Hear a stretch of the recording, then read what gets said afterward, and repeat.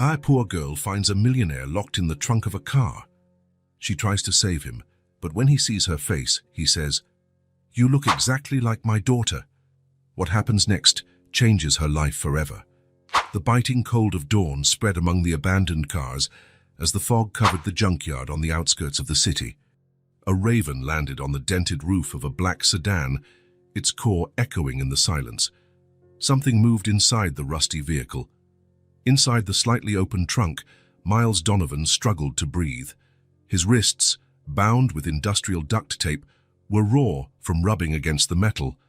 Dried blood had formed a crust on his temple, and every breath sent a wave of pain through his ribs.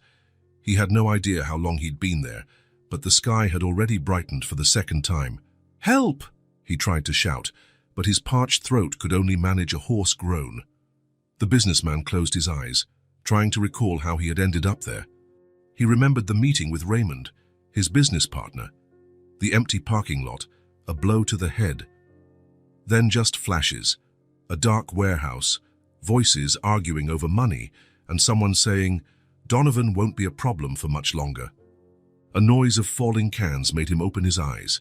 Outside, a small shadow moved between the cars. Miles's heart started racing. Could it be one of the men coming back to finish the job? But they were not the heavy footsteps of an adult. A child appeared in front of him, her eyes wide with surprise at finding a man in the trunk. She was a small girl with messy brown hair and worn-out clothes. She carried a backpack almost bigger than herself. "Please, help me," he whispered, fearing any sudden movement might scare her away. She hesitated, looking around as if to make sure she was alone. "You're hurt," said the girl, approaching cautiously. "Was it bad people who did this to you?" Miles nodded, feeling his throat tighten. "I need to get out of here." The girl set her backpack on the ground and, surprisingly, began to untie the knots with agile fingers. "I can do it. Grandma taught me how to make strong knots when we need them." While she worked, Miles could not take his eyes off the child's focused face. There was something familiar about her, something that made his heart beat faster. The morning light illuminated the child's features, revealing a small crescent-shaped scar just above her right eyebrow. "Done!" The girl managed to free his hands and stepped back a little. "Can you get out on your own?" Miles tried to move, but his muscles protested after being confined for so long. He groaned in pain. "Wait, I'll help you," she said, extending her small hands. With effort and the child's surprising strength, Miles managed to crawl out of the trunk, collapsing onto the ground with a dull thud. The sunlight, even filtered by the fog, made his eyes water. When he finally managed to focus his vision, he looked straight into the girl's face and could not contain his exclamation, "You look exactly like my daughter." The girl stepped back, startled by the intensity in his voice. "I'm sorry," Miles said quickly. "I didn't mean to scare you. It's just that you look so much like someone I know." The child studied him for a moment, tilting her head to one side in a gesture that made Miles's heart clench even more. "You have a little daughter?" she asked, curiosity overcoming her apprehension. "Yes," Miles answered, his voice choked. "What's your name?" The girl shook her head.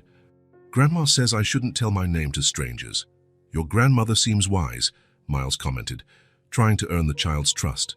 "Where is she?" "Far from here. We live—" She stopped suddenly, as if she had already said too much. "I need to get help for you. There's a road just over there." "Wait!" Miles tried to stand, but the pain stopped him. "How can I find you again?" The girl had already picked up her backpack. "I come here sometimes. Grandma needs stuff from the trash." The distant sound of an engine made her look back, tense like a wild animal. "I'll bring help," she said decisively. "Stay here." Before Miles could say anything else, she darted between the cars with the agility of someone who knew the place well. In seconds, she had disappeared into the fog that still hovered over the junkyard. Miles tried to call out to her, but his voice failed. He leaned against an abandoned car, his heart pounding. Those eyes, that scar, the way she tilted her head. It couldn't be. Or could it? Minutes later, he heard a honk on the nearby road. Male voices approached, shouting. The girl had kept her promise. "Here," he shouted, with what little strength he had left. "I'm here." Two truckers appeared among the cars. "Man, you're in bad shape," one of them exclaimed. A little girl was by the roadside, saying there was a hurt man in here. "The girl," Miles murmured. "Where is she?" "She vanished," said the other man, pulling out his phone. "I'll call an ambulance." Miles felt consciousness slipping away. The last thing he thought of before passing out was the child's face, so similar to someone he knew well.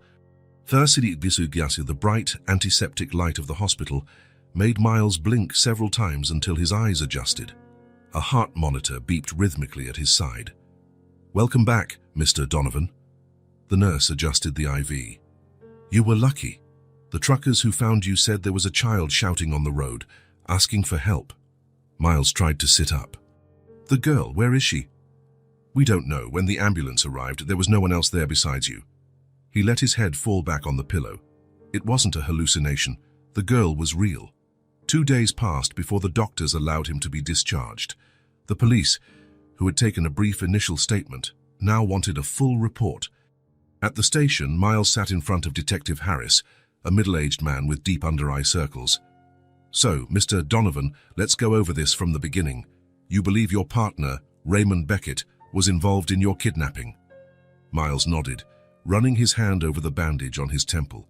"We had a meeting the night before. Raymond wanted me to sell my share of the company to an investor group. I refused." Harris wrote down every word. "And then? I left the office late. The parking lot was empty. Someone hit me from behind." Miles closed his eyes. "I heard voices talking about money, about the company, it's about getting rid of me." "Did you recognize any voice?" "Not for sure." "I was confused." The detective slid a cup of water toward him. "And how did you end up in the junkyard?"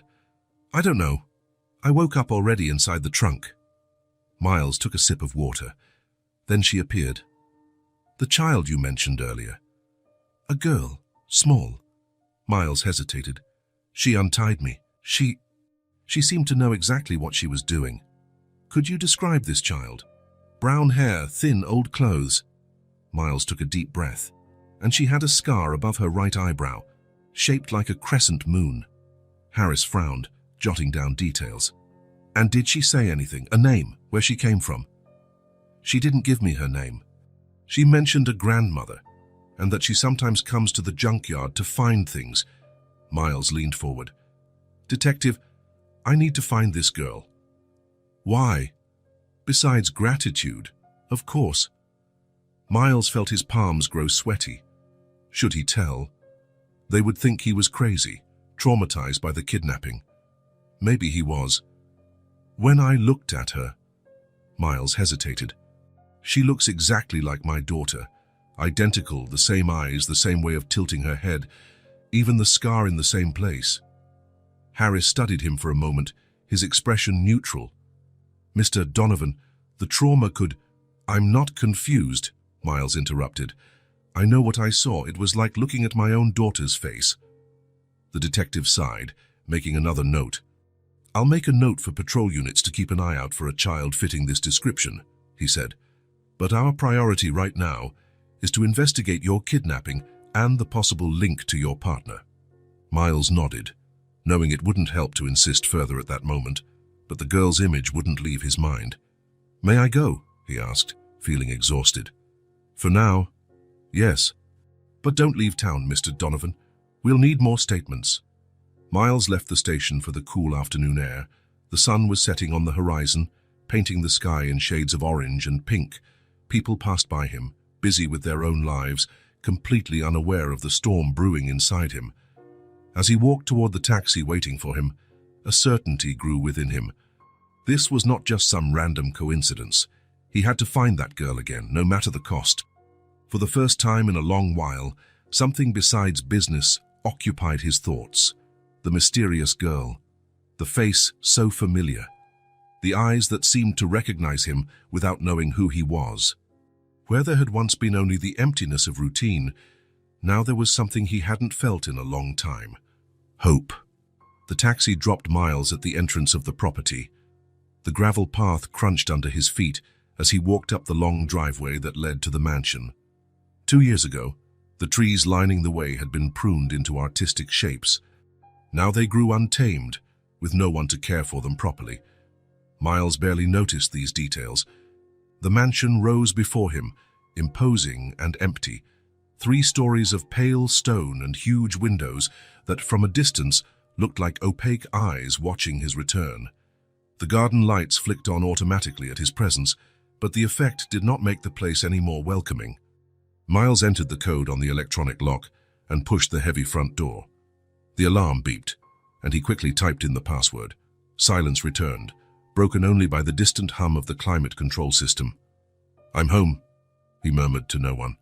His footsteps echoed across the marble floors of the entrance hall.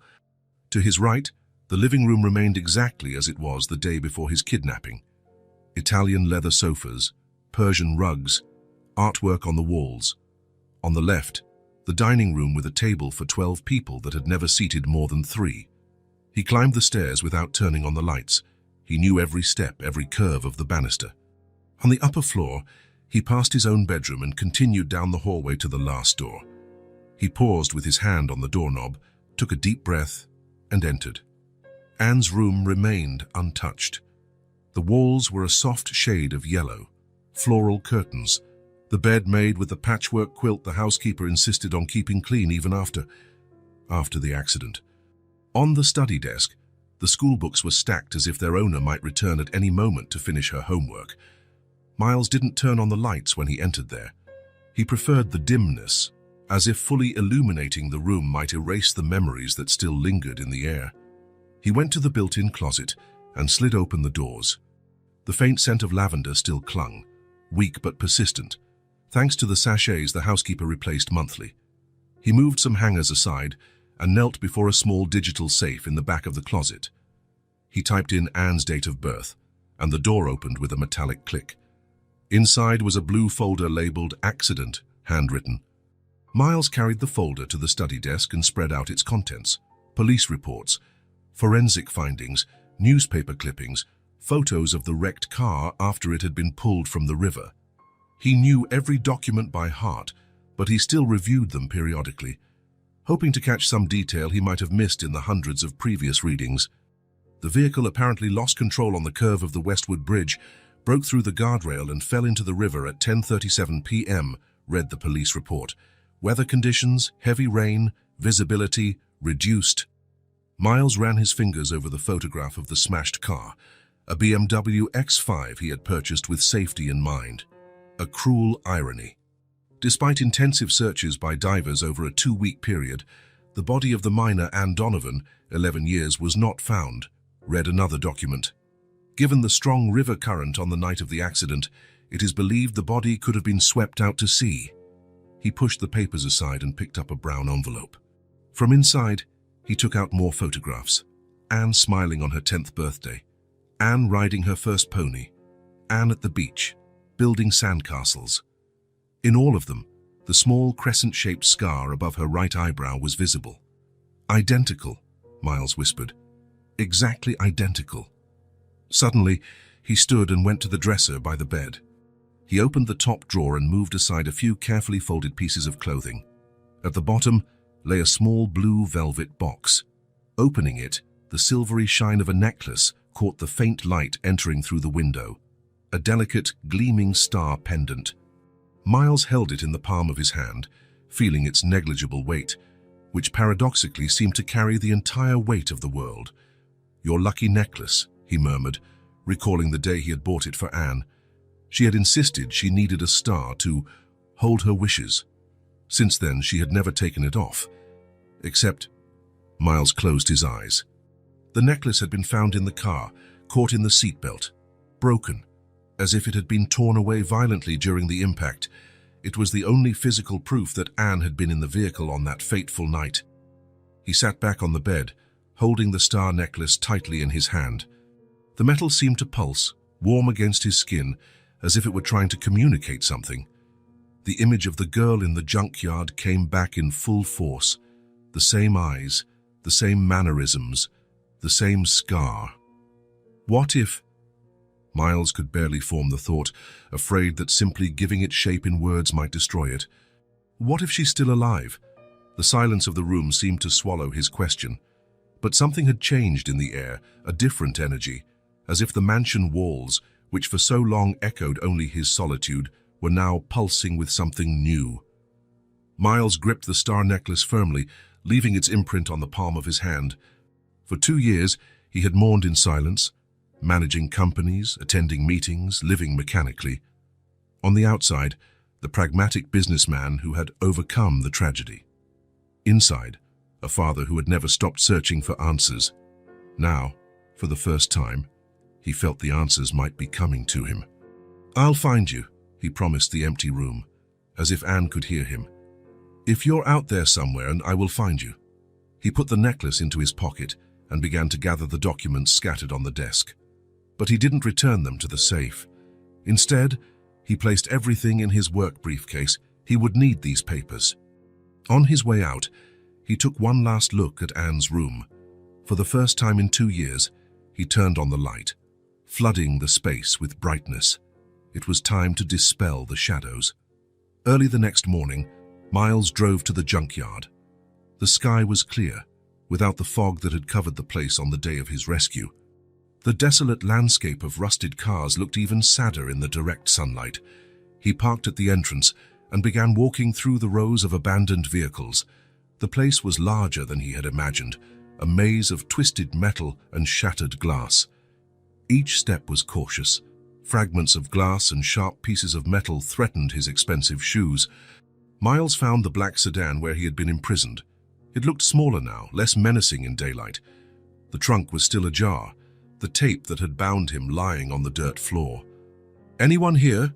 he called, his voice echoing among the metal scraps. Only the distant buzzing of insects answered. Miles sat on an old tire under the shade of a van with no windows. He took the star necklace from his pocket and held it up to the light, observing how the sun's rays danced on the polished metal. He waited for hours.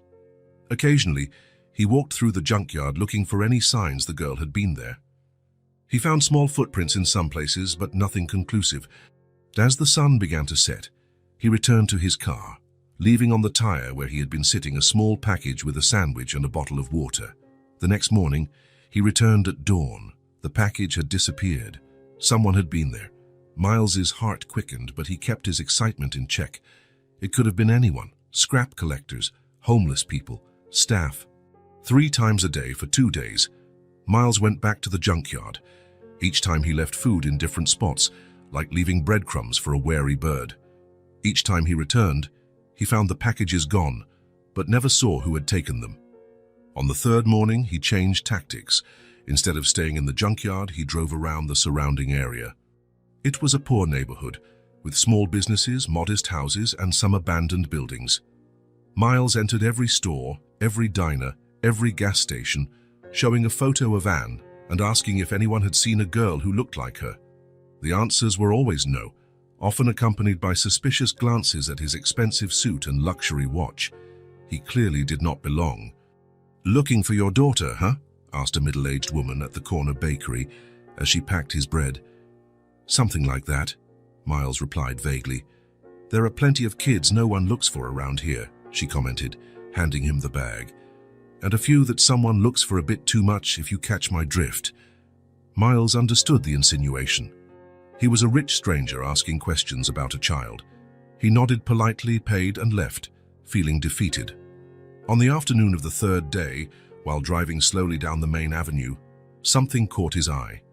Behind a small grocery store, near a row of industrial dumpsters, a little figure rummaged through the trash.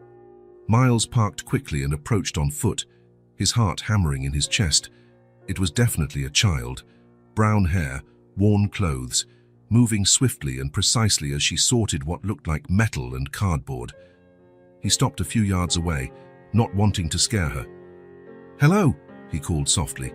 The girl turned around with a start, and Miles knew instantly it was her. The same eyes, the same face, the same crescent-shaped scar. For a moment, he thought she would run. Her muscles were tense, like a wild animal ready to flee. But then something in her gaze changed. Recognition, perhaps. "You're the man from the trunk," she said, her small voice firm. Miles nodded, staying where he was. "You helped me. You saved my life." The girl shrugged. as if freeing a man who was tied up was just another everyday chore. "Thank you," he continued. "I wanted to thank you properly." "No need," she replied, turning her attention back to the items she was collecting. Metal pieces, cans, some copper wires. "My name is Miles Donovan." He took a cautious step closer. "What's yours?" The girl hesitated, looking around as if checking to see if anyone else was near. Then, with the innocence particular to children who haven't fully learned self-preservation, she answered, "Josie. My name is Josie." "Josie," Miles repeated, as if savoring the sound. "That's a pretty name." She studied him with curious eyes. "Why were you looking for me?" Miles felt momentarily flustered. How do you know I was looking for you?" Josie gave him a slight smile, a smile that made Miles's stomach clench. "You left food, and you asked about me in the stores. The lady at the bakery is Grandma's friend." Miles almost laughed. The neighborhood had its own communication network, invisible to him. "You must be hungry," he said, noticing how thin she was. "We could get something to eat if you want. Over there." He pointed to a diner across the street, staying in plain view in a public space. Josie thought for a moment, her face showing distrust warring with hunger. "You can bring it here," she finally said. "I need to finish this before Grandma comes back." Miles nodded, understanding the message. She did not trust him enough to go anywhere with him. "What do you like to eat?" "Hamburgers," Josie answered promptly, "with fries and a chocolate milkshake." He smiled. "Deal. Don't go away." 15 minutes later, they were sitting on overturned crates near the dumpsters. Josie devoured the hamburger while Miles watched her, unable to take his eyes off her. Every movement, every expression felt both familiar and strange at the same time. "Why were you in that car?" Josie asked between bites. "Bad men put me there," Miles answered simply. Josie nodded, as though that made perfect sense. "There are good people and bad people in the world. Grandma always says that. Your grandmother seems wise." "She is," Josie confirmed, swallowing the last bit of her hamburger. "I have to go now. She'll be worried." Miles felt a pang in his chest. He didn't want her to leave, but he knew he couldn't force anything. "Josie," he called after her as she got up, "if you want to see me again, I'll be here tomorrow." "Same time?" The girl studied him for a long moment, her eyes surprisingly deep for someone so young. There was something there, not just distrust, but a kind of inexplicable recognition. "Maybe," she finally replied, gathering the metal pieces she'd sorted. "Thanks for the burger." Miles watched as she walked away, carrying her little bag full of junkyard finds. He didn't follow her, though every fiber of his being wanted not to let her go. The silence that remained between them felt charged with something neither could explain, a connection beyond words, a sense that, in some strange, unexplainable way, they already knew each other. As he drove back home that night, Miles felt lighter than he had in years. The star necklace in his pocket seemed warm, pulsing with possibilities. "Josie," he repeated to himself. "Josie." The name wasn't Anne, but the face, the eyes, the scar. Everything else was identical. Miles arrived early at the same spot the next day. He brought hot coffee in a thermos and a bag of fresh bread from the bakery, where the older woman had mentioned she knew Josie's grandmother. Next door at the diner, he ordered 2 more hamburgers and milkshakes, placing them on a clean box he found near the dumpsters. Then he sat on the hood of his car to wait. The city's hustle and bustle grew around him. Grocery store employees arrived for the morning shift. Delivery trucks unloaded goods. Ordinary people began their daily routines. Miles checked his phone. Dozens of messages from the office, all ignored. For the first time in years, business could wait. Slowly, the aroma of coffee drifted through the morning air, mixing with the less pleasant smells of the alley. Miles glanced at his watch every few minutes, wondering if Josie would actually show up, or if yesterday's maybe was just a polite goodbye. It was when the sun was already high in the sky that a movement caught his attention. This time, it wasn't just one small figure, but 2 people approaching. Josie walked in front, occasionally hopping between steps, her worn backpack bouncing against her back. Behind her, An elderly woman walked upright despite her evident age, her face lined with time. "You really came," Josie exclaimed when she saw him, her childlike voice carrying genuine surprise that tugged at Miles's heart. "I promised, didn't I?" He smiled, avoiding any sudden movements. His gaze shifted to the woman who stopped a few steps away, a cautious expression on her wrinkled face. "This is my grandma," Josie introduced, pointing to the woman. "I told her about you, and she wanted to meet you." Miles rose from the hood and walked carefully closer, keeping a respectful distance. "Mom, it's a pleasure to meet you. I'm Miles Donovan." He extended his hand politely. "Your granddaughter, Josie. She saved my life." The woman studied him for a moment before accepting his handshake. Her hands were calloused, marks of a life of hard work. "Martha Ellis," she said, her voice steady despite her age. "Josie said a man in a suit left food for her yesterday. I figured I should see for myself."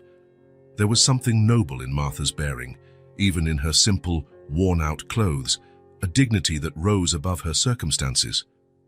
"I brought coffee and bread," Miles offered, pointing to the items he had set on the box. "And more hamburgers. Josie seemed to like them yesterday." "I love hamburgers," the girl confirmed, already heading eagerly toward the packages. "Grandma, he bought milkshakes too." Martha watched her granddaughter with a faint smile before turning her attention back to Miles. "Why are you doing this, Mr. Donovan?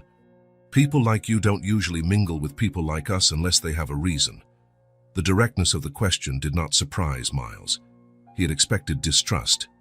"Your granddaughter saved my life," he repeated simply. "I was tied up, hurt, left to die.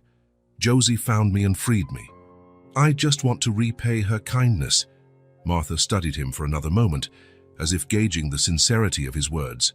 Josie, oblivious to the tension between the adults, had already sat down on the box and was happily opening the hamburger wrapper.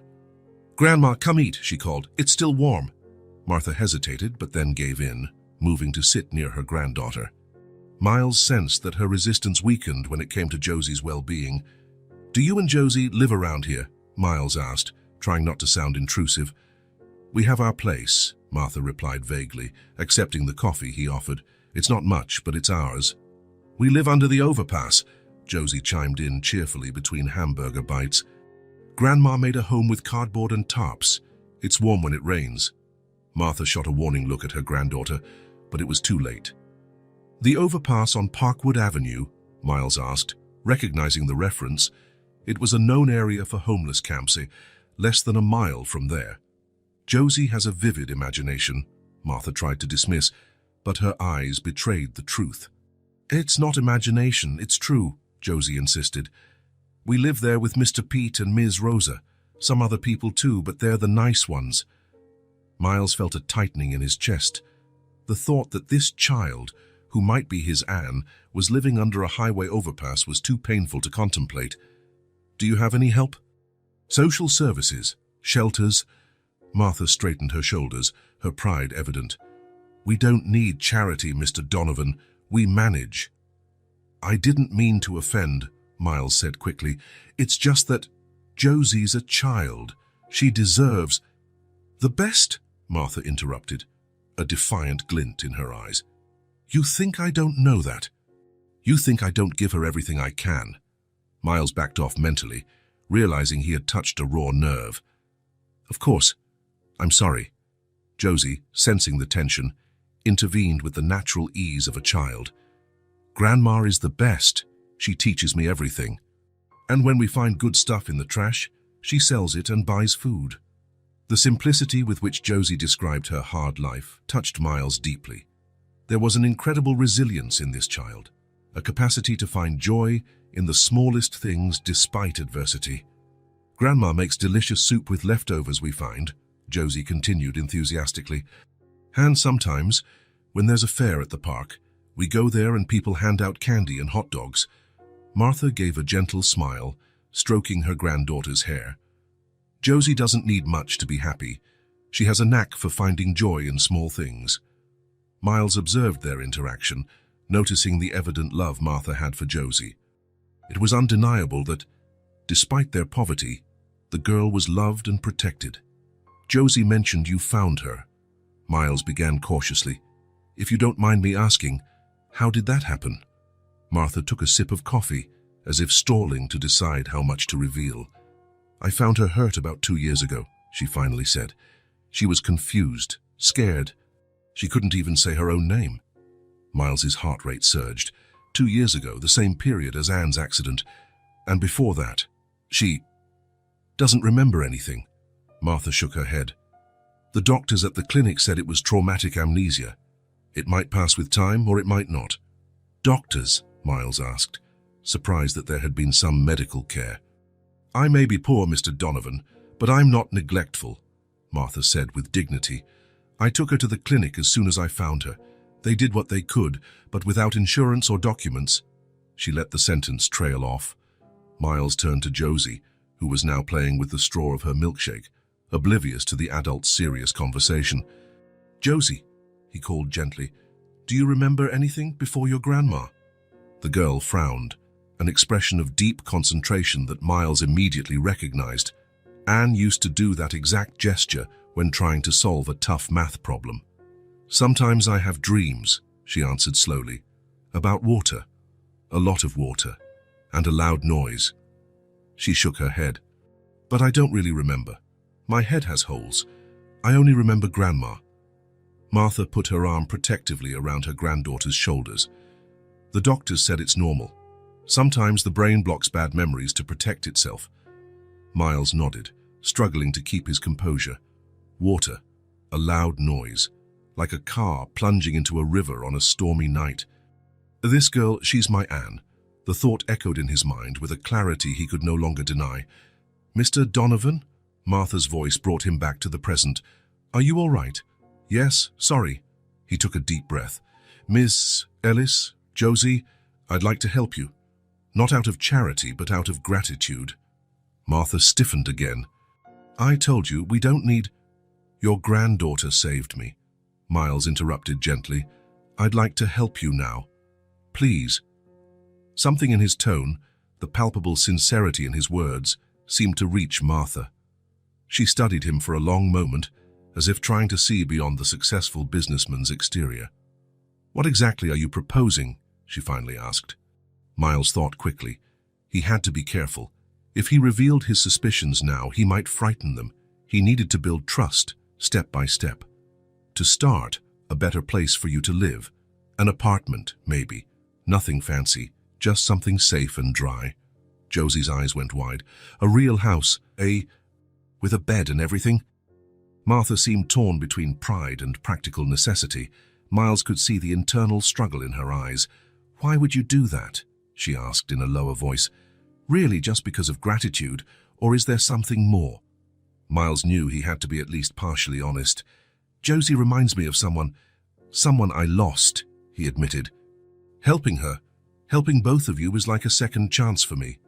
Martha studied him for a long moment. Finally, to Miles's surprise, she nodded slightly.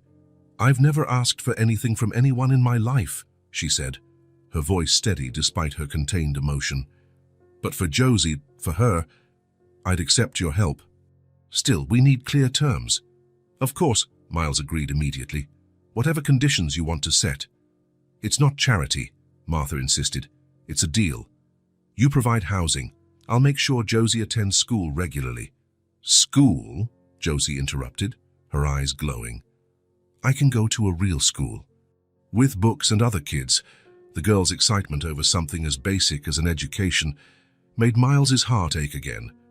It was a fundamental right she'd been denied by circumstance. Yes, a real school, he confirmed for Josie, before turning back to Martha. I completely agree with your terms. Education is essential. Martha nodded, looking somewhat relieved that Miles did not question her authority over Josie. And we must keep our independence, she continued. No turning us into your charity project. We're people, not a cause. Absolutely, Miles agreed, admiring the strength of character in this woman. Even in extreme poverty, she maintained her dignity intact. If you allow it, I'd like to start looking for a place today. Martha hesitated, then gave a small smile, the first since she'd arrived. Thank you, Not for the hamburgers or the coffee, but for seeing us as people. Miles understood exactly what she meant.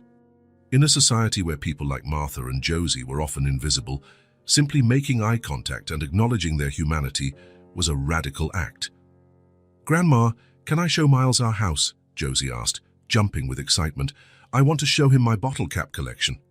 Martha hesitated, clearly uncomfortable about exposing their precarious situation to a wealthy stranger. But the hopeful look on Josie's face was hard to resist. "Maybe another day," she hedged. "We have to get back now. Miss Rosa is waiting for the medication I promised her." Josie looked momentarily disappointed, but soon perked up again. "Tomorrow then. Will you come back tomorrow, Miles?" Before he could answer, Martha intervened. "Mr. Donovan is a busy man, dear.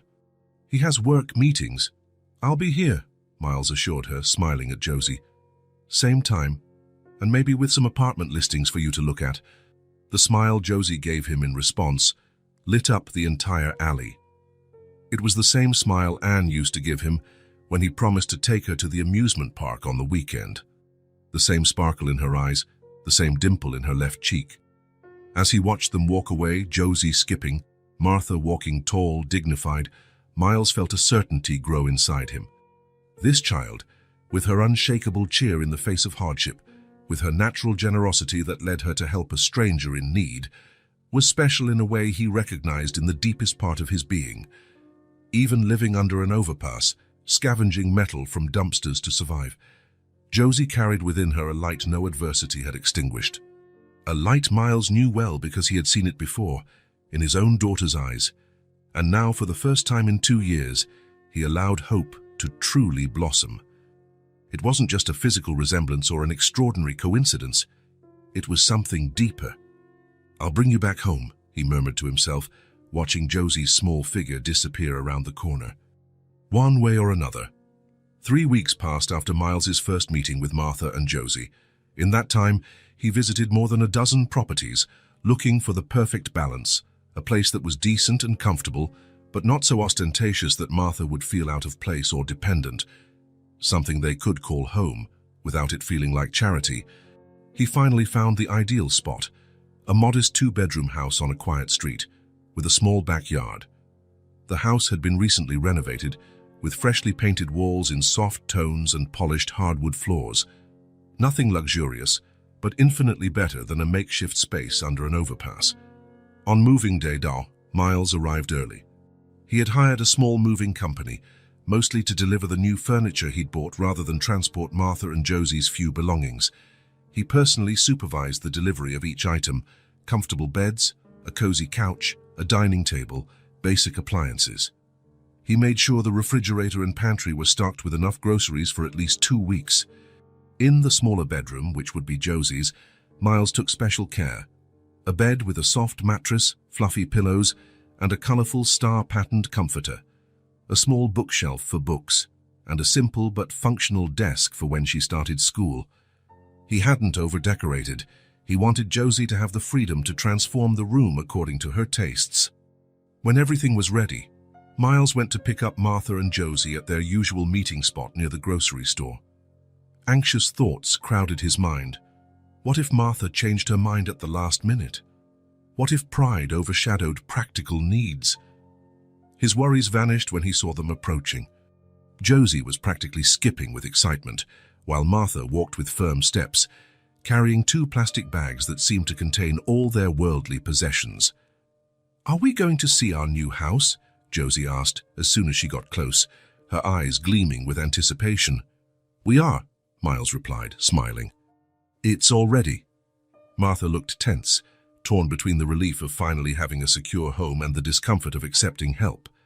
Miles had learned to respect this internal conflict, never making comments that might sound condescending. The car ride was quiet, with Josie pressing her face to the window, watching the streets. Martha sat upright in the passenger seat, her hands firmly on the bags in her lap, small treasures that had survived hard times. When they stopped in front of the house, Miles noted the subtle relaxation in Martha's shoulders. The facade was simple, with a small porch and a modest front yard. Nothing that screamed, rich man's charity. just a normal home in a quiet neighborhood. "Is this it?" Josie asked, her eyes wide. "It's so pretty." "This is it," Miles confirmed, turning off the engine. "Shall we go inside?" The three walked to the front door. Miles handed a set of keys to Martha, a symbolic gesture worth more than words could express. This was their home now, and Martha had control over it. The older woman held the keys for a moment, the metal shining against her worn skin. Then, with unexpected resolve, she inserted the key in the lock and opened the door. Josie was the first to enter, a small whirlwind of energy and curiosity. "There's furniture and everything," she exclaimed, darting from one room to another. "Grandma, come see." "There's a big fridge." Martha entered more slowly, her eyes taking in every detail. Miles stayed a step behind, letting her take her time, letting her feel the space as her own. The living room was welcoming, with a comfortable sofa facing a small TV. The kitchen, while compact, had all the necessary appliances. A dining table with 4 chairs sat in a sunny corner. "Grandma, there's a bedroom for me," Josie's voice echoed down the hallway. "With my own bed." Martha followed her granddaughter's voice, Miles trailing behind. They found Josie already sprawled on the bed, testing out the star-patterned comforter. "It's so soft," the girl declared, sinking into the pillows. "I've never lain on anything this soft." Martha gently touched the comforter, as if afraid it might vanish at the slightest contact. Her eyes met Miles's, an ocean of unspoken emotions in her gaze. "There's a room for you too," Miles said softly. "Right there." Martha's room was simple but dignified, a double bed with a firm mattress, as Miles assumed she would prefer. A sturdy dresser, a small closet, and a chair near the window. "It's more than I ever expected," Martha said at last, her voice barely above a whisper. "It's the least you deserve," Miles replied. "You both deserve a safe place." Josie had discovered the backyard, and her delighted exclamations carried in. Martha watched from the window as her granddaughter ran around the small green space, freer than ever before. "I never asked for anything," Martha said quietly, still looking at Josie in the yard. "I never liked depending on anyone." She turned to Miles, her eyes shining with unshed tears. "But thank you for seeing us." That was it exactly. It wasn't just gratitude for the house, the furniture, or the food in the fridge. It was gratitude for being seen as human beings, not as social problems or statistics, for having their dignity respected, even when they needed help.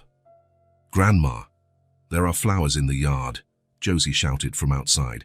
"Can I take care of them? Can I?" A smile softened Martha's weary face. "Of course you can," she answered loud enough for Josie to hear. Miles watched the scene with a full heart. This house, this furniture, this yard, these were more than material objects. They represented a fundamental change in these two people's lives. Not just a roof, but security. Not just walls, but protection. Not just beds, but the basic right to a dignified rest. For Josie, it meant being a child again, without the burden of helping to ensure daily survival. For Martha, it meant the possibility of aging with some dignity, without the constant fear of tomorrow. "The fridge is stocked," Miles commented, "and I arranged for a local market to deliver groceries weekly. You can choose what you need through this list." He showed her an order form in the kitchen. "It's on an account I opened in my name." Martha nodded, accepting the practical help without comment. Miles knew she preferred actions to words of gratitude. "I also arranged for Josie to be enrolled in the neighborhood school," he went on. "It's 3 blocks away. We can figure out the details in the coming days." "School," Martha repeated, as if savoring the word. She's always wanted that. She'd ask when she could go. Outside, Josie had found a little butterfly in the garden and was following it intently, her face lit by the afternoon sun. For a moment, she looked like any normal child, without the weight of street life. "Thank you," Martha said again, this time meeting Miles's eyes directly. "Not for all this," she gestured around the house, "but for giving her a chance." Miles nodded, not trusting himself to speak. What Martha did not know, what he still did not have the courage to share, was that every smile from Josie, every moment of genuine childish joy, was also an invaluable gift to him. As he watched Josie run around the yard, the last rays of sunlight illuminating her brown hair, Miles felt a certainty grow within him.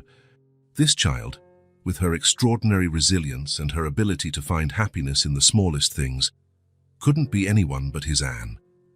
And now she had a home again, a beginning. In the weeks that followed, a comforting routine took shape. Martha and Josie settled into their new home while Miles visited regularly, always bringing small gifts disguised as extras so as not to offend Martha's pride. A children's book here, a garden plant there, a set of pans he no longer needed in his kitchen. Josie had started at the local school. After an initial evaluation, the teachers found that despite her educational gaps, she showed a lively intelligence and could keep up with kids her apparent age with some additional support. Miles arranged for tutors to help her in the afternoons, and the girl absorbed knowledge like a thirsty sponge. The transformation was visible. In just a month, Josie had gained healthy weight, her cheeks now round and rosy. Her hair, once dull and mistreated, shone with new life. But the most significant change was in her eyes. The constant vigilance typical of a homeless child had begun to give way to a more relaxed, confident expression. Martha also flourished. She kept her pride and independence, refusing any suggestion she deemed extravagant, but graciously accepted the basic necessities Miles provided. Her hands, once rough and dry from collecting scrap, showed signs of healing. She had even allowed hiring a weekly cleaning lady, after Miles insisted it would free her up to spend more time helping Josie adjust to school. On a particularly pleasant Saturday afternoon, Miles arrived at the house carrying a picnic basket.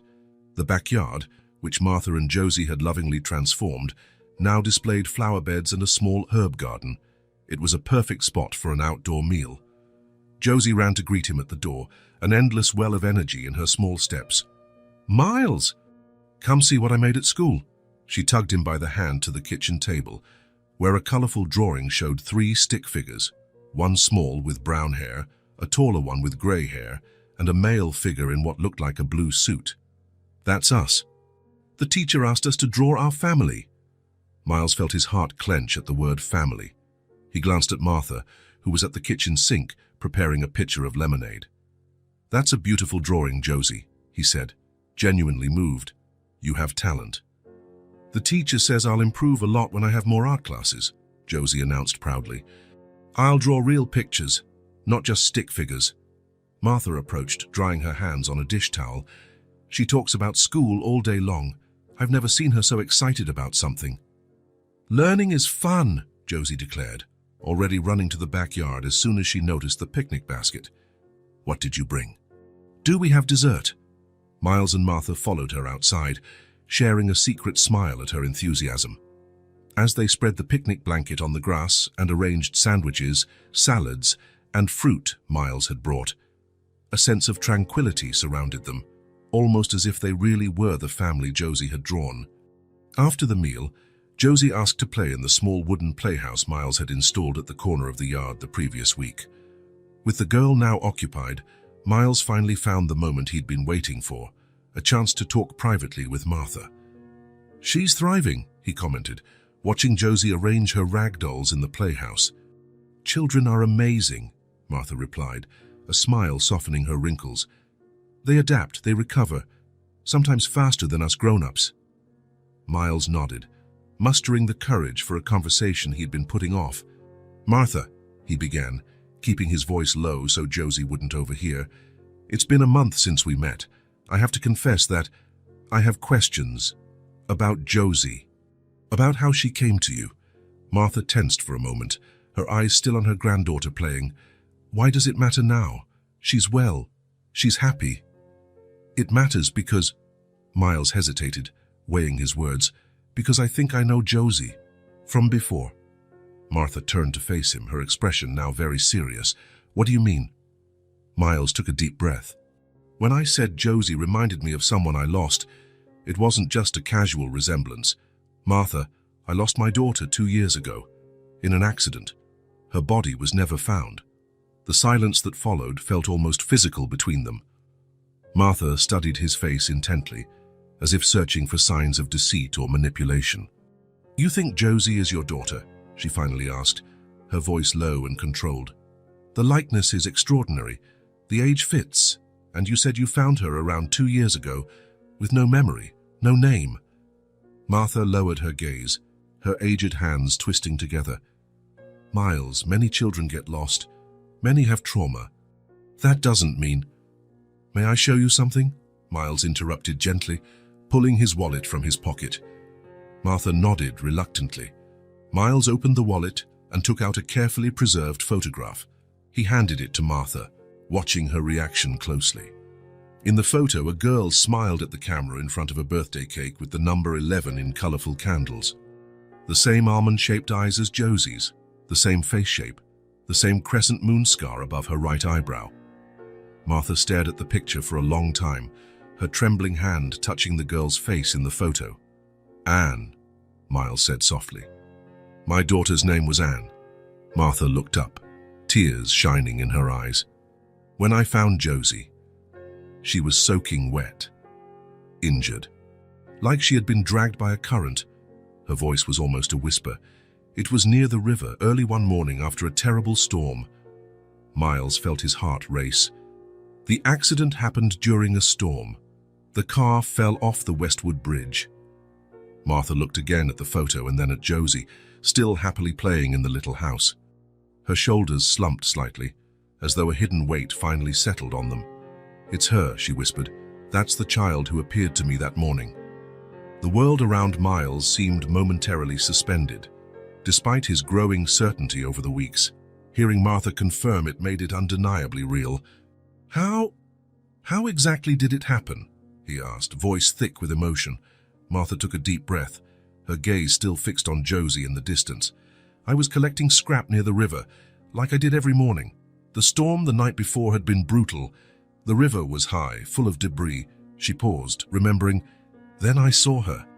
A small figure collapsed among the rocks on the shore. I thought she was just another discarded doll, but when I got closer—" Martha swallowed hard, the memory clearly painful. She was breathing, but unconscious, injuries all over, torn clothes, no one else around, no sign of family or anyone. "What did you do?" Miles asked gently. "What any decent person would do." "I took her to the nearest clinic." Martha shifted in her seat, momentarily defensive. "The doctors examined her. They said she'd suffered a head trauma, among other injuries. When she came to, she was empty. Didn't know her name, her age, or where she came from." "Then what?" "They called social services, of course, but—" Martha hesitated. "So without ID, with no one looking for her in that specific area, the system is flawed, Miles, and slow.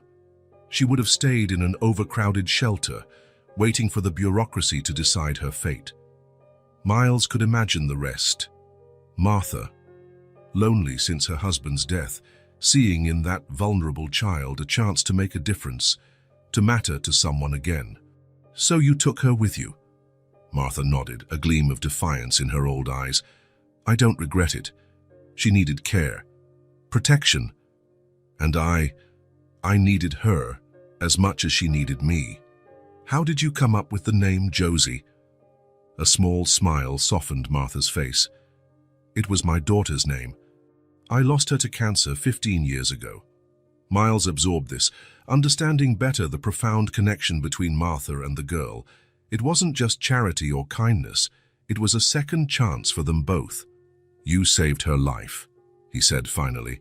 "And she saved mine," Martha responded simply. Then she lifted her eyes to meet his. "What are you going to do now, Miles?" "Take her away." The question hung in the air, loaded with implication. Miles could easily call in lawyers, prove his parentage with a DNA test, reclaim the daughter he believed he'd lost. Legally, Martha would have no standing. "No," he said after a moment's reflection. "I won't do that to either of you." Martha's shoulders visibly relaxed. "But I do think Josie deserves to know the truth," Miles continued. "Or at least the possibility. Maybe it will help her memory." Martha considered this, looking again at Josie. "How do you plan to do that? She's just a child." "With honesty and kindness," Miles replied. "If you'll let me." After a long moment, Martha nodded. She likes you. She trusts you. Maybe that will help fill the empty spaces inside her. Miles took a deep breath, feeling the weight of responsibility. Can I talk to her now? Yes, Martha decided, standing up from the bench. I'll make more lemonade. You'll need privacy. As Martha left for the kitchen, Miles walked over to the wooden playhouse where Josie was playing. He knelt at the entrance, too tall to fit through the little door. May I enter your kingdom, Princess Josie? He asked with a smile. The girl laughed. You're too big, but you can look through the window. Miles walked around the little house and bent down to peer inside the small window. Inside, Josie had arranged her rag dolls in a circle, as if they were having a party. What are they celebrating? He asked. Lily's birthday, Josie replied, pointing to a dark-haired doll. She's turning 7, like me. Miles's heart skipped a beat. 7 years old. The age Anne was when she got that scar, falling off her bike. Josie, he called softly, can we talk for a bit? Just the two of us. The girl looked momentarily disappointed to leave her game, but she soon nodded, stepping out of the playhouse to join Miles on the lawn. Can we sit over there? Miles pointed to a small garden bench under the shade of a tree. Once seated, Miles felt the weight of what he was about to say. How to explain something so complex to a child? Josie, he began, you know how sometimes people get lost, right? The girl nodded solemnly. Like Miss Rosa at the overpass, she lost her son and never found him. Miles swallowed hard, touched by her early understanding of loss. That's right, sometimes we lose people we love very much. He paused, gathering courage. 2 years ago, I lost my daughter in an accident. They never found her body. Since then, I've carried an emptiness I could never fill. Josie's eyes grew wide with childlike compassion. Your little girl died. Everyone thought so, Miles responded carefully. But I was never sure. And then what? Josie asked, as he trailed off. Then you appeared, Miles finished, his voice barely more than a whisper. And you look so much like her, Josie. Sometimes I can hardly breathe when I see you. The girl tilted her head, confused but attentive. I look like your daughter, Miles nodded, taking a photo out of his wallet again. This is Anne, my daughter. Carefully, Josie took the photo, holding it by the edges as if it were a fragile treasure. She studied the image with surprising intensity for someone her age. She looks like me, she murmured, touching the scar above her eyebrow, identical to the girl's in the photo. But I don't know who she is. Miles watched her every reaction, every nuance in her expression. There was no recognition in her eyes, just curiosity and maybe some confusion. That's okay, he reassured her, his voice gentle. You don't have to remember right away. Your heart may know before your mind does. Josie kept looking at the photograph, her eyes going back and forth between the face in the picture and Miles. You think, she began hesitantly, you think I might be her? That I might be your Anne? The directness of the question hit Miles hard. I think it's possible, yes, he answered honestly.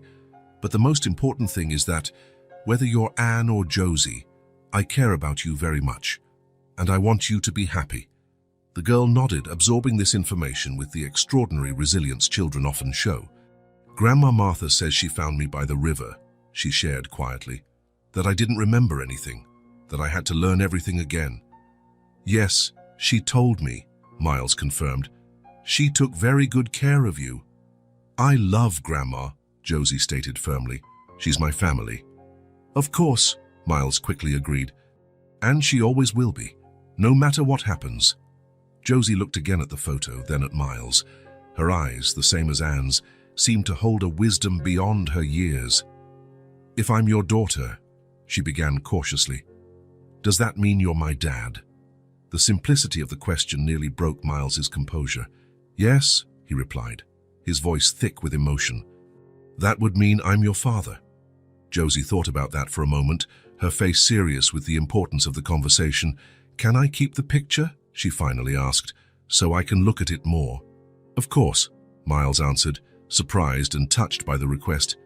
Sometimes I have dreams, Josie confessed softly, almost as if sharing a secret.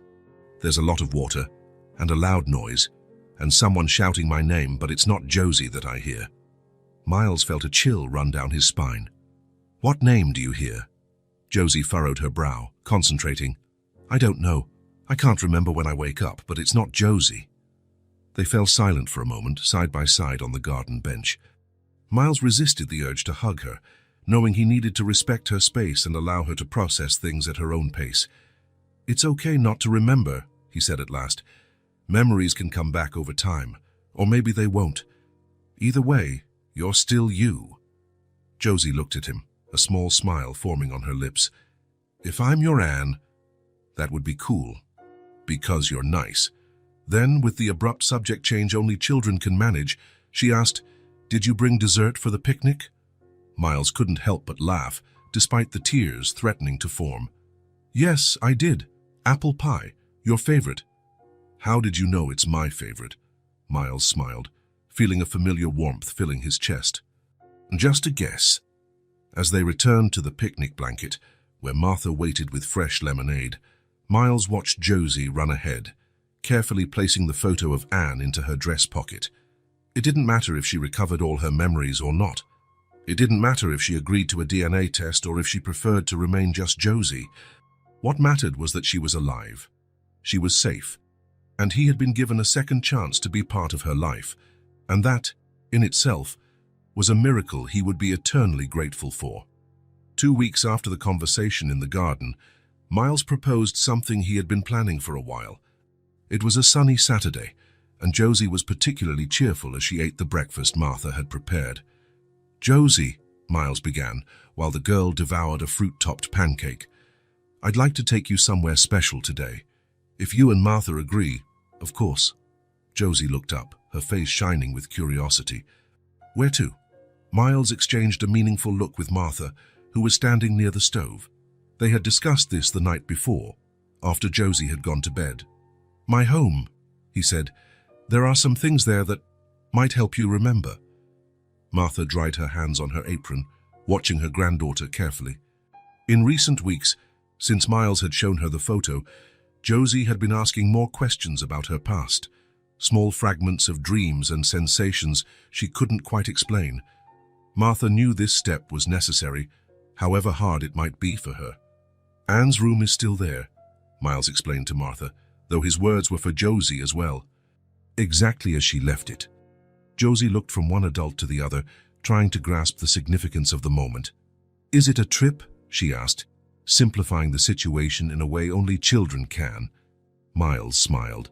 Yes, a very special trip. Can I take Mr. Whiskers? Josie asked, referring to the stuffed rabbit Miles had given her the previous week. Of course. And Grandma Martha can come too if she wants. Martha hesitated for only a moment before nodding. Yes, I'll go with you. An hour later, Miles's car rolled through the imposing gates of the property where he lived. Josie pressed her face to the window, her eyes wide as the mansion rose before them. You live in a castle, she exclaimed, clutching Mr. Whiskers tightly. Miles smiled, watching her reaction in the rearview mirror. It's not exactly a castle, just a house that's too big for one person alone. Martha, sitting in the passenger seat, remained silent, but her eyes took in every detail. Miles could sense her discomfort. The stark contrast between their realities was overwhelming. While Martha had struggled for years to provide the basics for Josie, here was evidence the girl might have once lived in abundance. It's beautiful, Martha commented at last, her voice controlled. Miles parked in front of the main entrance. Thanks for coming, he said, turning to Martha. I know it's not easy. The older woman nodded, understanding the unspoken. If Josie really was Anne, this moment represented both a potential healing and the beginning of a complicated transition in their lives. Josie was already out of the car, hopping impatiently at the entrance while the adults followed more slowly. Is there a pool? She asked, shifting from foot to foot. And a dog. I've always wanted a dog. There's a pool in the back, Miles replied, unlocking the front door. But I don't have a dog. Maybe we can think about that later. They walked into the luxurious foyer, its marble floor and grand crystal chandelier. Josie spun around in the middle, taking in every detail with childlike wonder. "It's like in the movies," she declared. Martha seemed to shrink slightly, diminished by the grandeur around her. Miles noticed her discomfort and gently touched her arm. "It's just a house," he said quietly. "Furniture and walls. You gave Josie something far more valuable than all this." Martha lifted her chin, a gesture Miles recognized as her way of summoning strength. "She deserves to know every part of life." "Including this?" Miles nodded, respecting the woman's dignity. Then he turned to Josie, who was already exploring the adjacent living room. "Josie," he called softly, "there's a special place I'd like to show you." The girl quickly returned to his side, curiosity bright on her face. Miles held out his hand, which she took eagerly. "It's upstairs," he explained, indicating the sweeping staircase. "Martha, will you join us?" The older woman agreed, following them up. On the upper floor, Miles led them down a hallway, past several closed doors, until they reached the last one. There, he paused, his hand trembling slightly on the knob. "This," he said, his voice a bit strained, "was Anne's room." Josie looked at the closed door with sudden solemnity, as if sensing the importance of this moment. Martha stood a step behind, silent but supportive. Miles took a deep breath and opened the door. The room was exactly as it had remained for 2 years, a sanctuary frozen in time. Soft pink walls, white, delicate furniture, a canopy bed with floral sheets in the center, flanked by nightstands topped with ballerina lamps. Shelves lined an entire wall, full of books and toys. A study desk near the window still held a stack of school books and colored pencils, arranged in a porcelain holder. It is her room," Miles corrected himself, the emotion clear in his voice. Josie took a hesitant step in, still clutching Mr. Whiskers. Her eyes roamed over every inch, taking it all in. "It's all pink," she whispered. "Anne loved pink," Miles explained, "ever since she was little." Martha remained at the doorway, watching Josie move slowly around the room as if in a trance. Josie approached the bed, gently touching the comforter. Then she walked over to the toy shelf, her fingers sliding over the books. She stopped in front of a row of teddy bears neatly arranged on a low shelf. Miles and Martha watched in silence, worried that any word might break what felt like a profound moment of connection. Josie lifted her hand slowly toward one bear in particular, a brown one with a faded blue bow around its neck. Her small fingers touched the bow, and then, in a surprisingly natural movement, she picked up the bear and hugged it. "I know this bear," she murmured, more to herself than to the adults. Miles took a step forward, his heart pounding. "You do?" Josie nodded, her face buried in the bear's soft fur. "His name is Captain." Miles staggered slightly, needing to steady himself on the desk. "Yes," he whispered.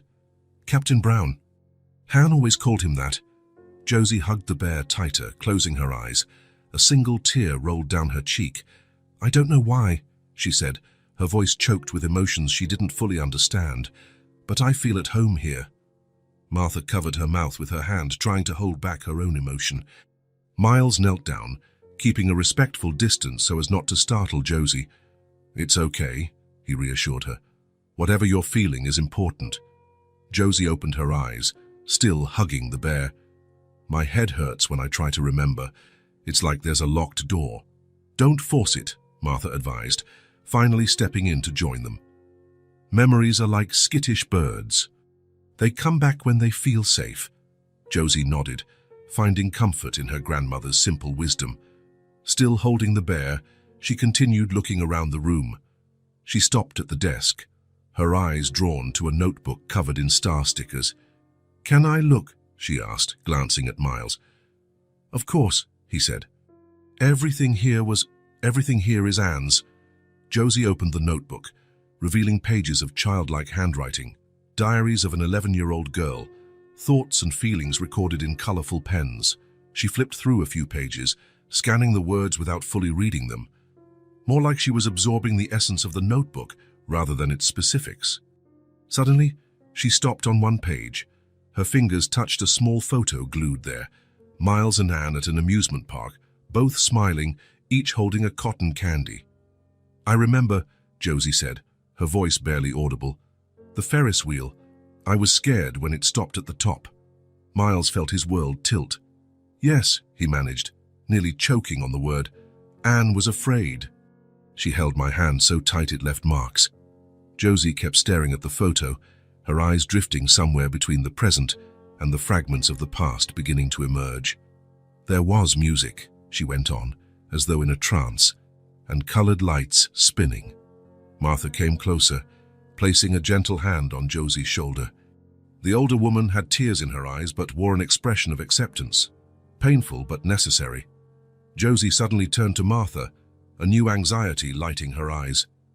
"Grandma," she asked, her voice trembling, "if I'm his daughter, if I'm Anne, will I have to leave you?" The question hung heavily in the air, loaded with fear and uncertainty. Martha looked at Miles, asking silently with her eyes.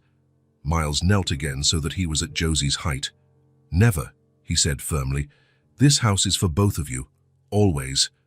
But if I'm your daughter?" Josie insisted, confused. "Then we'll learn how to be a different kind of family," Miles explained gently. "A bigger family. Because Grandma Martha will always be your grandma. Nothing will change that." Martha couldn't hold back her tears now.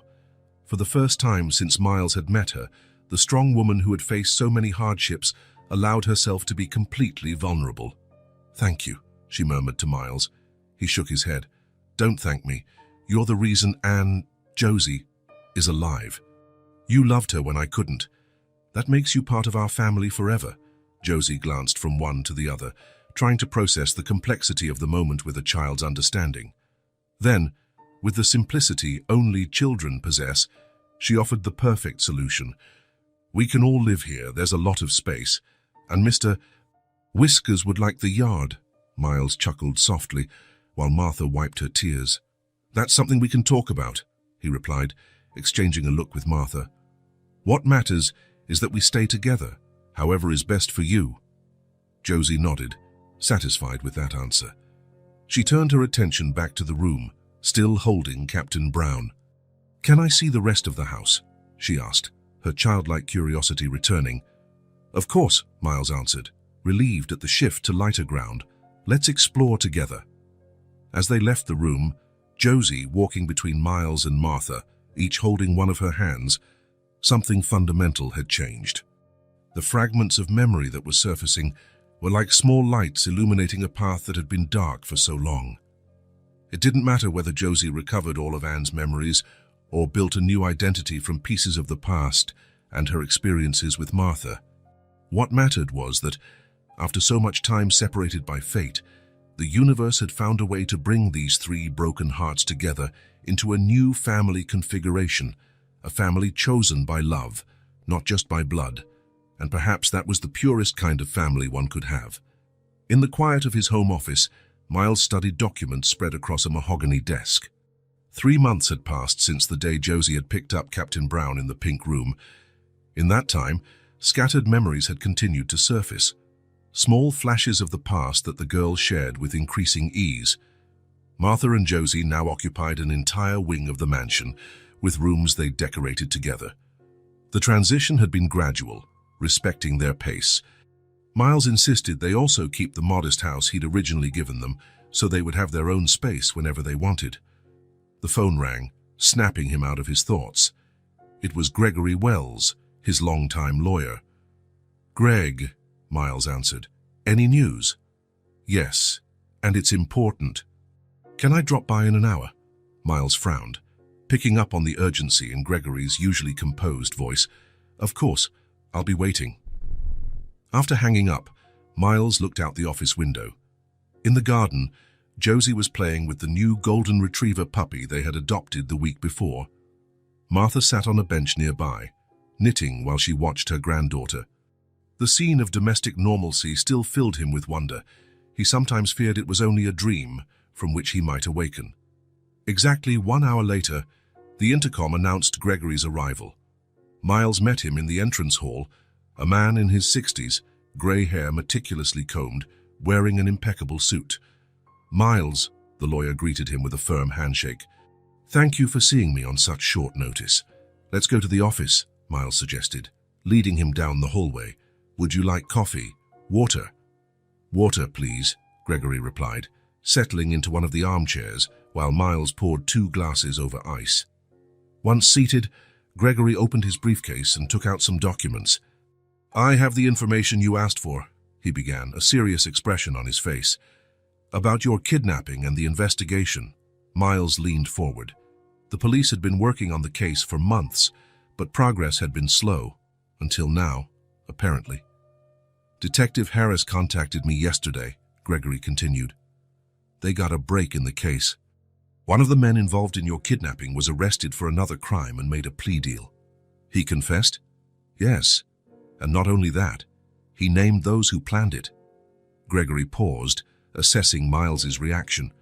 The kidnapping was arranged by Raymond Beckett. Miles felt a chill down his spine. Raymond, his business partner for 15 years. The man who stood by him as the company grew from a small startup to a multi-million-dollar corporation.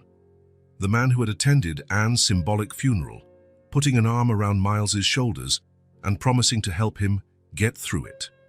Why? He asked simply, though he already suspected the answer. Money, obviously, Gregory replied with a weary sigh. According to the confession, Raymond was secretly negotiating the sale of the company to an international conglomerate. They wanted to buy the entire firm, but Raymond couldn't convince you to sell your share. The meeting we had before the kidnapping was a last attempt to get your agreement by legal means, Gregory completed. When you refused, Raymond decided your removal was the only way to gain full control. Miles stood abruptly and walked to the window. From there, he could still see Josie playing with the puppy, running in circles with a yellow ball. Did he know about Anne? Miles asked, his back still turned to Gregory. I don't believe so, the lawyer answered cautiously. The plan seems to have been simply to make you disappear, maybe an accident. The kidnapping was a last-minute improvisation when they saw the empty parking lot. Miles nodded slowly, absorbing the information. For several minutes, he remained silent, watching his newly found daughter bask in the innocence of childhood. What are the next steps? He finally asked, turning to face Gregory. Raymond has already been detained for questioning. With the accomplice's confession and the financial evidence we found, the prosecutor believes we have a strong case. What about the company? Since you two were equal partners, with Raymond in custody, you automatically assume operational control. But I imagine you'll want to reassess the partnership now. Miles returned to his seat, his expression surprisingly calm, even to the seasoned lawyer. I want to dissolve the partnership, he declared. Buy out his share at fair market value. Nothing more, nothing less. Gregory jotted down the instruction, but paused with his pen hovering over the page. Miles, under these circumstances, you'd be well within your rights to force him to sell under far worse terms. I'm not interested in revenge, Greg, Miles responded quietly. He tried to take everything from me. But I got my daughter back. That's all that matters. The lawyer studied his client for a moment, genuine respect on his face. I understand, Gregory said at last, finishing his notes. I'll prepare the necessary documents. There's one more thing. He reached into his briefcase and pulled out an official envelope. The judge approved your petition. Given the positive ID via DNA testing and the extraordinary circumstances of the case, Anne Donovan has been legally declared alive. Miles took the envelope, feeling its emotional weight far more than its physical heft. And the custody status? He asked, voice tense. As we requested, the court acknowledged shared custody between you and Martha Ellis. It's not a conventional arrangement, but the judge prioritized the child's emotional well-being. Miles exhaled a breath he hadn't realized he was holding. Martha deserves that. Actually, she deserves much more. The judge agreed. Her contribution to Anne's or Josie's well-being was fundamental to the decision. After Gregory left, promising more updates the next day, Miles stayed in his office, contemplating the documents on his desk. His mind was not on the legal or financial terms, but on the irony of fate. The same man who orchestrated his near death had inadvertently paved the way for him to rediscover his daughter. The sound of soft footsteps brought him back to the present. Josie stood in the office doorway, the puppy dozing in her arms. "Can we come in?" she asked, her new confidence allowing her to move freely around the mansion. "Always," Miles smiled, motioning to the leather sofa in the corner of the office. Josie entered and settled there, gently petting the golden fur. "Who was that man?" "Gregory, my lawyer, an old friend." "He looked serious." Miles nodded, always honest with her. "It was serious. Remember I told you about how I got hurt? About the bad men who left me in the old car?" Josie nodded.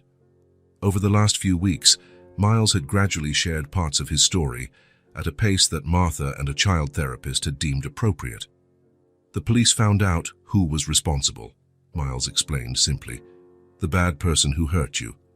"Yes, someone I knew. Someone who worked with me." Josie absorbed this with the surprising capacity children have for accepting complexities that might confound many adults. "Are you mad at him?" she asked after a moment. Miles considered her question, admiring her insight. "I'm disappointed. Sad, too. But not really mad." "Why not?" "Because if it hadn't happened, I might never have found you again." Josie smiled, the sort of smile that lit up her eyes. "So it was a bad thing that turned good." "Exactly." The simplicity of her viewpoint was refreshing. Miles promised himself never to lose that ability to find light in darkness that Josie displayed so naturally. The next morning, Miles drove alone to the detention center, where Raymond awaited his hearing. The visit had been arranged by Gregory, though the lawyer questioned the wisdom of such a meeting. "You have nothing to gain," Gregory had argued, "and you owe him nothing." "It's not for him," Miles had replied simply. "It's for me." The detention center was a drab gray building, smelling of cheap disinfectant and stale coffee. Miles was escorted to a visitation room, where he waited several minutes before the door opened again. Raymond Beckett entered, handcuffed, a stark contrast to the expensive suit he still wore, now wrinkled from a night in a cell. His face, normally ruddy and confident, looked pale and haggard. His eyes, however, still held a trace of the arrogance that always characterized him. "Miles," he greeted, trying to maintain composure as he sat across the table. "I had my lawyer reach out to yours. This is all a grotesque misunderstanding." Miles studied the man he once considered a friend. How little he truly knew him.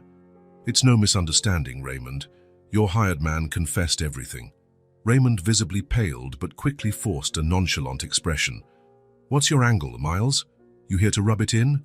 Or offer some kind of deal?" "There is no angle, no deal." Miles kept his voice calm, controlled. "I just came to say I know the truth." "And that you lost?" Raymond gave a bitter, forced laugh. "Lost? I'm temporarily detained, at worst. My lawyer is the best in the state. And even if I spend some inconvenient time, I still have my 50% share of the company. I'll earn more money sleeping in prison than most men do working a lifetime." Miles shook his head slowly. "You're no longer my partner, Raymond. The partnership is being dissolved. You'll get fair market value for your share, no more, no less." "You can't do that," Raymond protested, arrogance momentarily replaced by panic. "We need mutual approval to dissolve." "Not when one partner is indicted for attempted murder of the other," Miles replied simply. "Gregory's already started the process." "It's legal and fair." Raymond stared at Miles's face, searching for any hint of triumph or revenge, but finding none. "Why are you doing it this way?" he finally asked, genuinely baffled. "You could destroy me completely. Leave me with nothing." "You betrayed me," Miles answered softly, "and you lost. Because what truly matters, I got back." "What are you talking about?" "What did you get back?" Miles smiled calmly, further confusing Raymond. "My humanity, my family, my daughter." Raymond frowned, trying to process those words. "Your daughter? Anne? What are you talking about? She died years ago." "The body was never found," Miles replied, standing, "and life can correct its mistakes in surprising ways." "Goodbye, Raymond." Without waiting for an answer, Miles went to the door and knocked for the guard to let him out.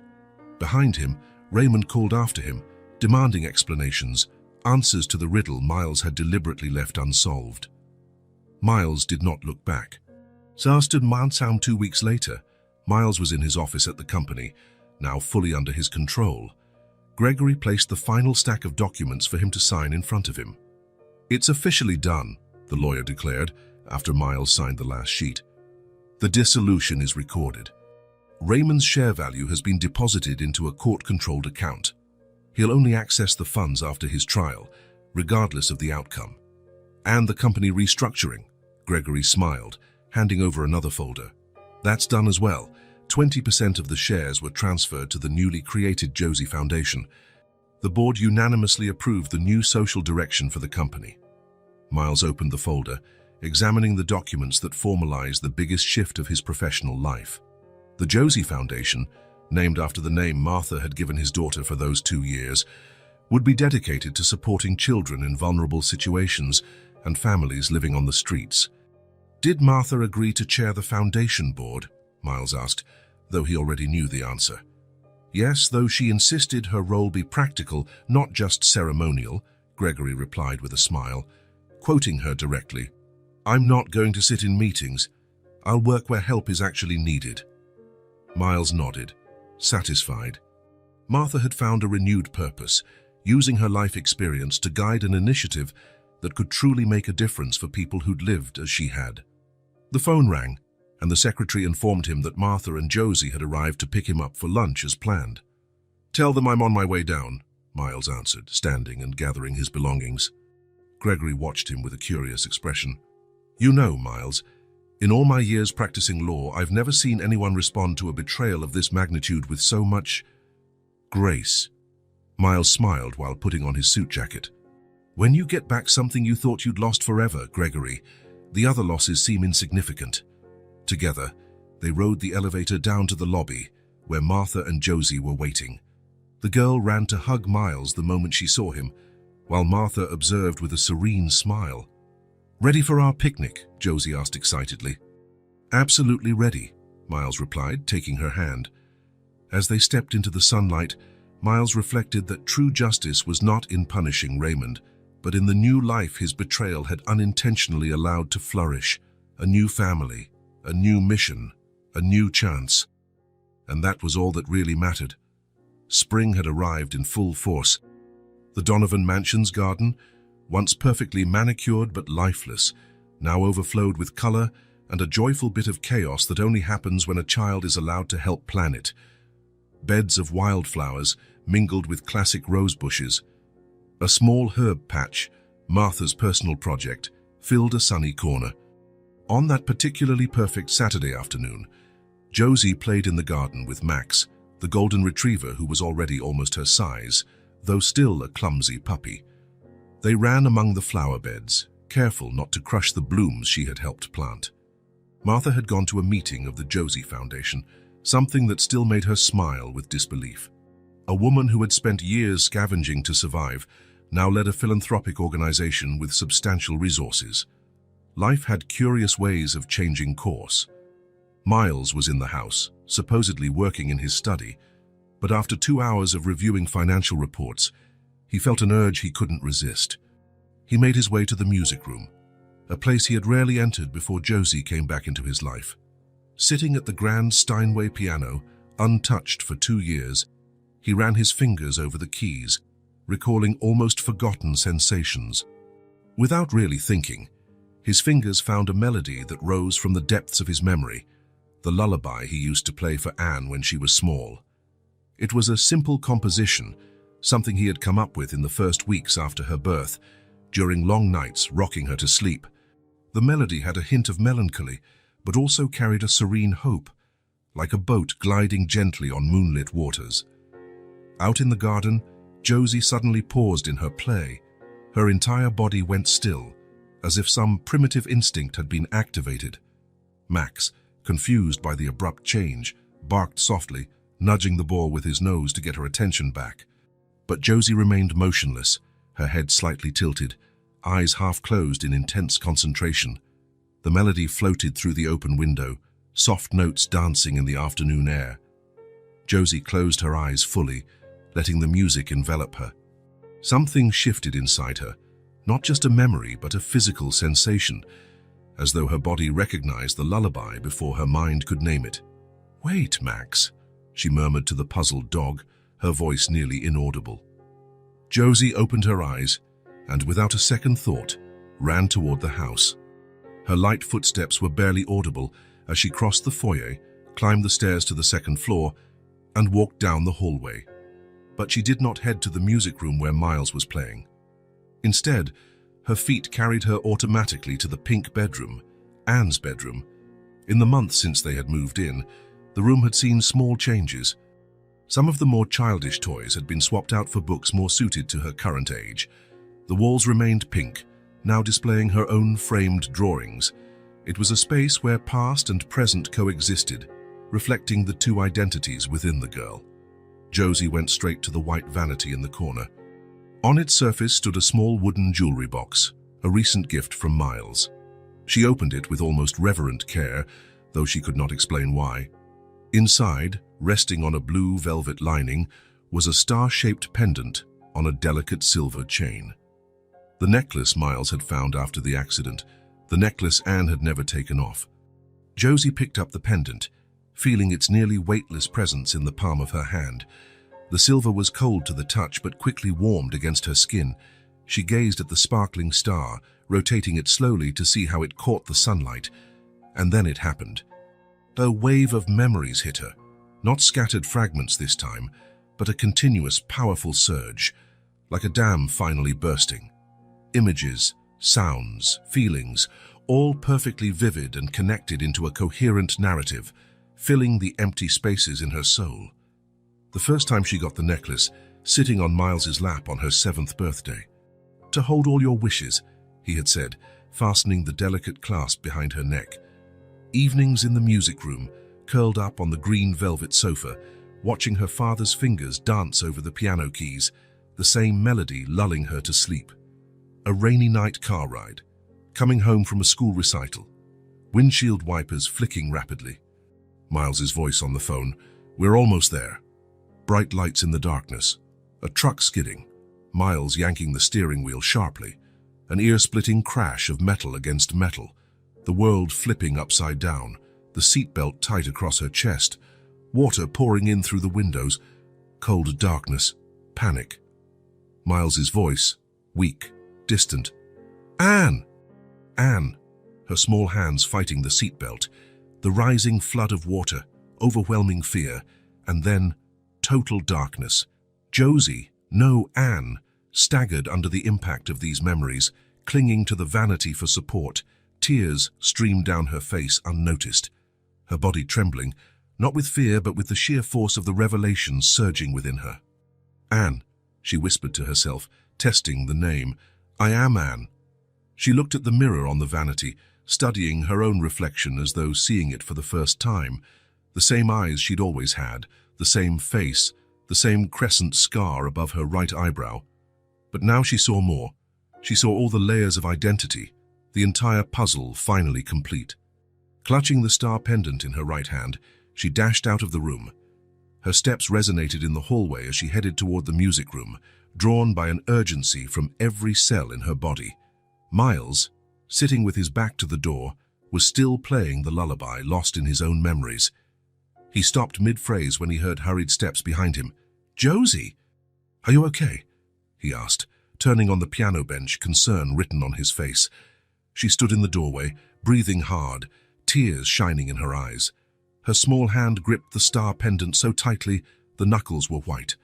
For a moment, they just stared at each other, a silence full of possibilities stretching between them. "Daddy," she finally said, her voice trembling. "I remember." Miles froze. Over the past months, they had grown accustomed to her gradual recollection of fragments, little flashes she mentioned casually over dinner or while playing in the yard. Everyone, Miles, Martha, the doctors, had agreed that she might never fully recover her memories, and that would be okay. "Remember what, honey?" he asked gently, afraid to impose his own hopes on what might be just another fragment. The girl walked across the room and stopped in front of him, her eyes locked on his with an intensity he hadn't seen since before the accident. Everything, she answered, her voice clear, changed. I'm Anne. I remember everything. Miles felt the world stand still for an instant. The air caught in his lungs. His hands, still on the piano keys, trembled slightly. The music, she continued, words tumbling out in a rush. You always played it before I fell asleep. Every night. And when I had nightmares, you'd come to the piano even in the middle of the night and play until I dozed off again. Miles just nodded silently, no words forming in his throat. And the necklace, Anne went on, opening her hand to reveal the silver star. You gave it to me on my 7th birthday. You said it was for my wishes, and I never took it off, except when I went swimming because I was afraid it might rust. Tears now streamed down Miles's cheeks, but he made no move to wipe them away. And that night, the night of the accident, her voice quavered, but she pressed on. We were coming back from my school recital. It was raining so hard. You were on the phone with someone, saying we were almost home, but then she blinked, reliving the memory that had been locked away all this time. Then something happened. Bright lights, a truck, the car skidded. I remember the loud crash, and then water. So much water. Miles slid off the piano bench to kneel before her, still unable to speak, but never breaking her gaze. The seatbelt got stuck. Anne continued, her voice now just a whisper. I tried to open it, but I couldn't. The water was rushing in. There was a lot of noise, then silence. I just remember floating in darkness. Then nothing. Until I woke up on the riverbank, not knowing where I was or even who I was. Miles pulled her into an embrace, holding her as if he feared she might slip away again. His shoulders shook with silent sobs, years of pain, grief, and finally relief pouring out at once. And Grandma Martha found me, Anne said softly, her voice muffled against his shoulder. She saved me when I had nothing, not even my name. She cared for me like I was hers. Miles pulled back just enough to see his daughter's face, the face he had dreamed of for 2 endless years. Anne, he managed at last, that single word carrying every emotion a human heart could hold. My Anne? She smiled through her tears, the same smile he remembered since the first day he held her in his arms. I'm home, Dad, she said simply. I'm finally home. Martha returned in the early evening to find the mansion unusually quiet. Worried, she called for Josie and Miles but got no immediate reply. It was Max, the puppy, who ran up to greet her, barking excitedly before running back to the living room, clearly wanting her to follow. There, she found Miles and Josie, no, Anne, as she had started to think of her, sitting together on the sofa in a gentle silence. The girl's head rested on her father's shoulder, the star necklace now hanging around her neck. Martha, Miles said, noticing her. His voice sounded different, a mix of emotional exhaustion and deep contentment. Something incredible has happened. The older woman moved closer, noticing their red eyes, signs of recent tears. Grandma, the girl called, stretching a hand out to her. Something in her tone made Martha pause. There was a new quality there, a completeness. Anne? Martha asked quietly, using the name she rarely spoke. The girl nodded, smiling through still damp eyes. I remembered, Grandma. Everything. Martha placed a hand over her heart, sinking into the nearest chair. Everything. The accident, the river, and how you found me. Anne stood up and crossed over to Martha, taking the older woman's worn hands in her small ones. You saved me. When I had nothing, not even my name, you gave me everything. Martha looked at Miles, the question unspoken in her eyes. He nodded, confirming the unbelievable transformation. It was the music, he explained. I was playing her lullaby on the piano, and it connected somehow to the necklace and everything came back, Anne finished, like a movie playing in my head, all at once. Martha smiled through fresh tears. So you really are her, completely. I'm Anne Donovan, the girl confirmed, her voice unwavering. Then, leaning in to kiss Martha's cheek, she added, but I'm also a bit of Josie Ellis, always. Martha pulled her into a tight hug, finally allowing herself to cry, not from sadness or loss, but from relief and closure. For 2 years, she had feared this moment, worried that if Anne's memories returned, she might lose the granddaughter she loved. Now she understood there was no loss, only transformation. The following months brought their own adjustments, naturally. The Donovan mansion, which had been quiet and somber for so long, was completely changed. The smell of baking often filled the kitchen, where Martha taught Anne simple recipes. Laughter echoed down the halls. Fresh flowers from the garden decorated the tables. The music from Miles's piano once again became a household staple, now often accompanied by Anne's young voice singing along. One lovely autumn afternoon, almost a year after Anne's memories returned, Miles found Anne and Martha in the garden, gathering the last roses of the season.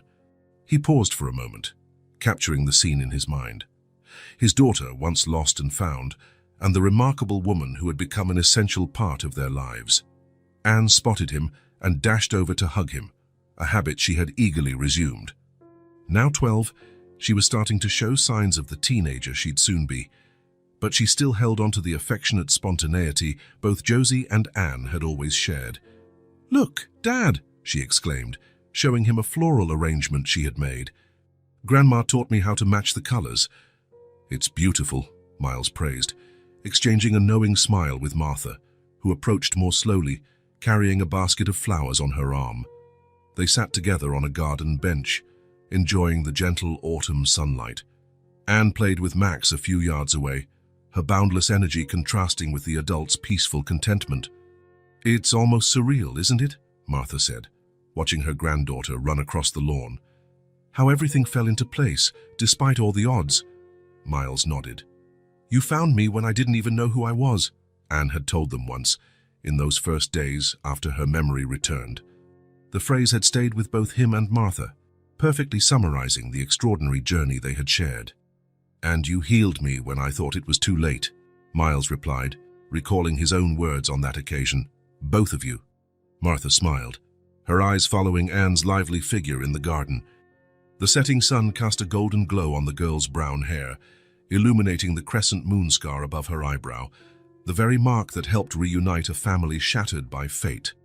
In that moment of perfect harmony, all three knew, without needing to say it, that they had forged something rare and precious out of tragedy's ashes.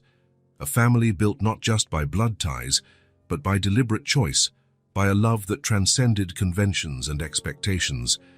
A family that chose each other, against all odds. And as the sun set over the blossoming Donovan garden, the golden light wrapped around the three, Miles, Martha, and Anne, sealing a silent promise that, no matter what the future held, they would face it together, strengthened by the miracle that had brought them home. If this story touched your heart, subscribe to the channel and turn on notifications so you don't miss the next ones. Leave a like, because it helps this story get recommended to more people. See you in the next story.